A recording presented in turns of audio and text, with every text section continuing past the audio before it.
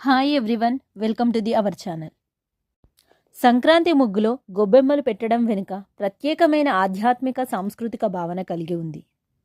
ఈ గొబ్బెమ్మలను భూమాత, గౌరీదేవి, లక్ష్మీదేవి ప్రతీకలుగా భావిస్తారు. వాటిని అందంగా అలంకరించి పూజిస్తారు.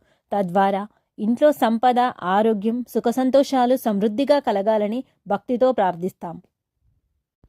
అలాగే రైతుకి పంట చేతికొచ్చి ఆ ఆనందాన్ని ప్రకృతితో పంచుకుంటూ రైతులు, పశువులు, భూమి పట్ల కృతజ్ఞత తెలియజేయడమే ఈ పండుగ ముఖ్య ఉద్దేశం. సంక్రాంతి ముగ్గులో గొబ్బెమ్మలు పెట్టడం వెనుక సైంటిఫిక్ రీజన్స్ చాలానే ఉన్నాయి.